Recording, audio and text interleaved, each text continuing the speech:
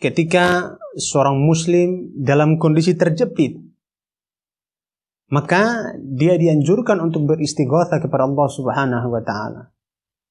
Berarti misalnya di atas pesawat yang sudah genting dan lain sebagainya, kita beristighatsah karena memang istighatsah yang ditujukan atau keadaannya adalah ditujukan untuk keadaan yang darurat.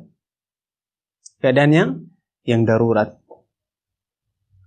Syekh Muhammad bin Abdul Wahhab rahimahullahu taala ketika menyebutkan poin selanjutnya, yaitu poin yang ketiga dari ibadah-ibadah yang beliau sebutkan, yaitu al-istighatsah.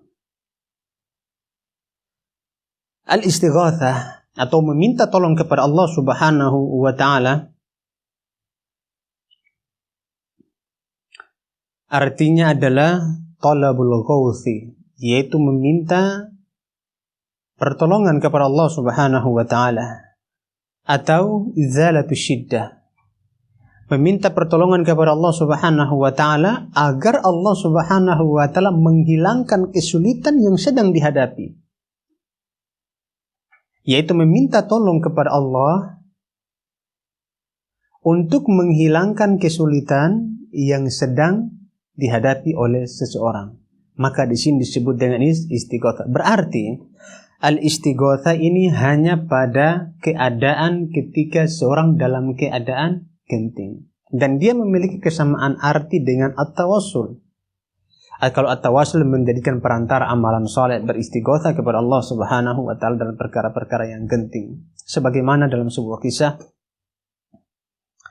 tiga orang saleh yang ketika bepergian dalam perjalanan terkena hujan turun. Akhirnya mereka karena takut basah bernaung di dalam sebuah lubang atau goa yang besar.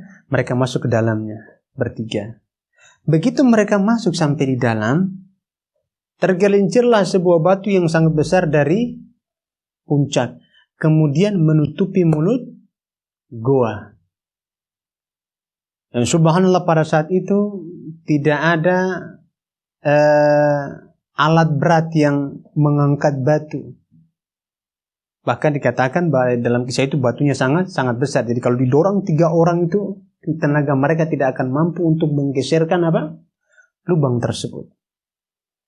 Nah, kalau mereka tidak keluar dari lubang ini, maka tentunya mereka akan meninggal dunia, atau bahkan akan binasa karena mungkin ditimpa lapar, tidak ada makanan, atau mungkin mereka bawa bekal, tiba-tiba bekalnya habis, atau dengan kondisi gelap yang begitu sehingga tidak mendapatkan cahaya.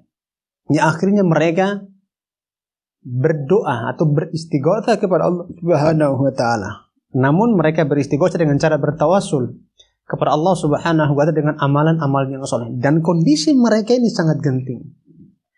Kenapa dikatakan sangat genting? Karena kalau seandainya batu tersebut tidak disingkirkan, maka mereka akan binasa dalam. Subhanallah.